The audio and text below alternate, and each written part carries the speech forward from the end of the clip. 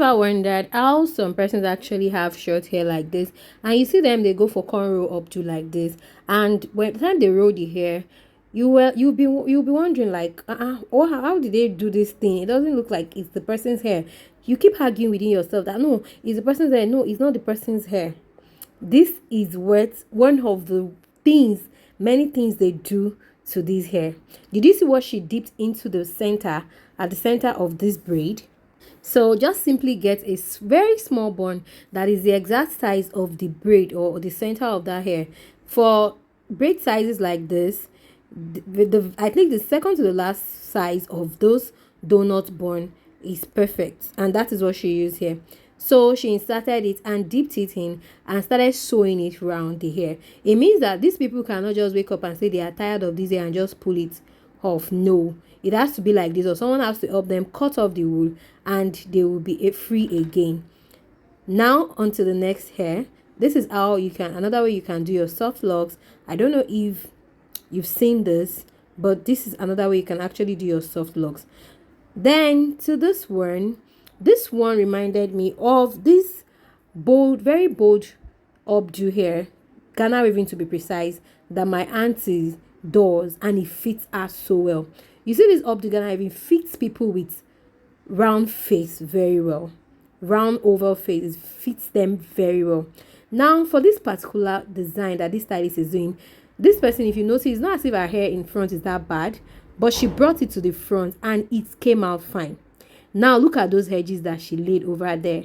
This hairstyle is perfect. It is so bold, so fine. It brings out your face and your beauty. That is one thing about this hairstyle. If you're in this stylist location, that is a line on the video over there. So after the whole thing, after doing the updo, this one is not really up, it's behind, it stays at the back.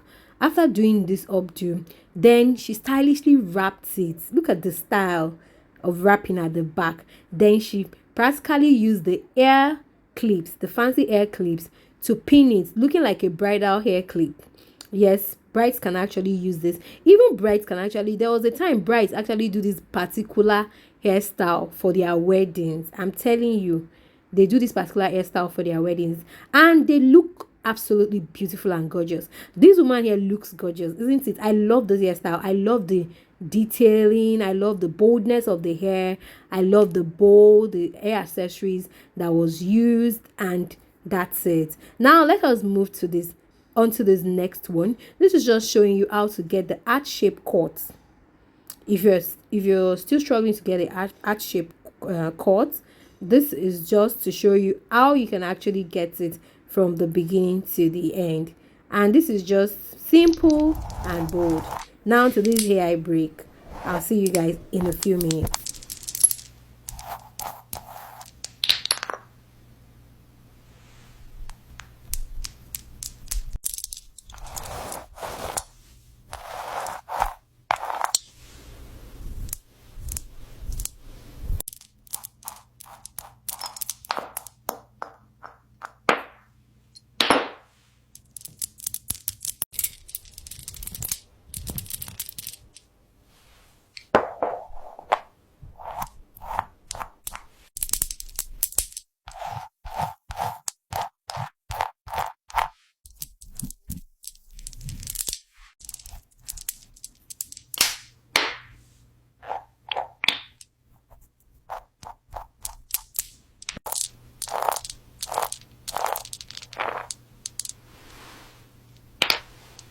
Welcome back. So let us move into the next one, and this is a track and sew hairstyle. I think I have uploaded a track and sew style before, but not this one. And this is another track and sew hairstyle you can jump on, and this extension is reusable. It's a darling product, yes, I think. And look at this hairstyle. One thing about this hairstyle is that you cut your hair, you do a weave, you cut your hair, you do a weave, like that, like what you saw. Then the weave is for your weave on to be fixed on, or your weft, whatever you call it, to be fixed on. When you're done fixing your weft or your weave on the weaves, then you comb everything and you also straighten it with your straightener so it can blend well.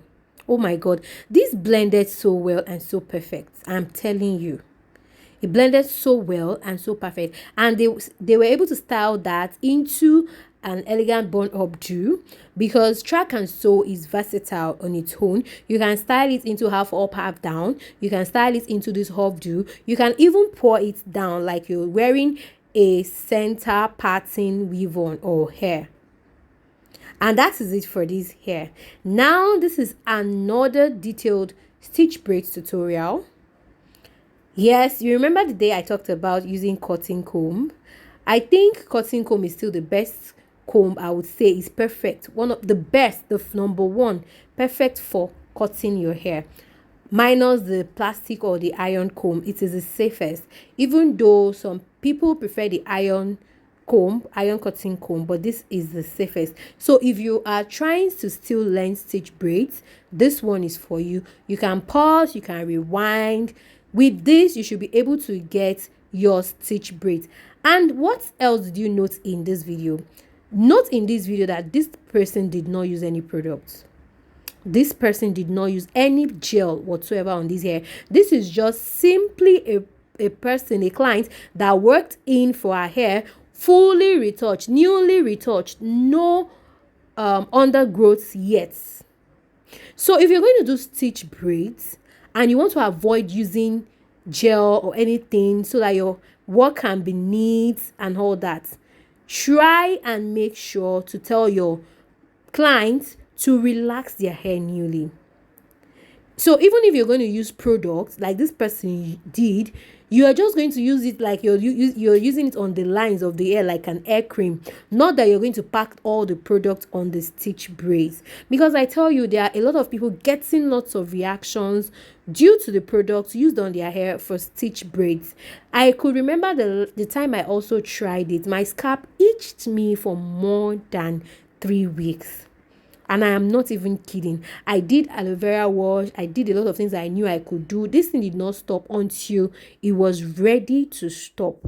So if you're a stylist, I would advise that you should not, introduce gel to your clients if you have not asked them if they react to it. And if they react to it, before they come for their appointment, make sure to tell them if it's stitch braids, make sure to tell them to relax their hair, retouch their hair before coming so that it can be fine. A lot of people want stitch braids, but they do not know the sacrifices or the things you have to go through, the pros and cons, the procedures, the do's and don'ts for you to be able to get a perfect stitch braids. And like I used to say, that stitch braids is finer when it is not too tiny. You see the stitches when the braids are not too tiny. And this one is just perfect. This one is just good. And you can see they are adding extension. From the beginning, did you notice they did not add extension to this hair because the person's hair is long? Simply added to the tip of the hair because of length. See you in my next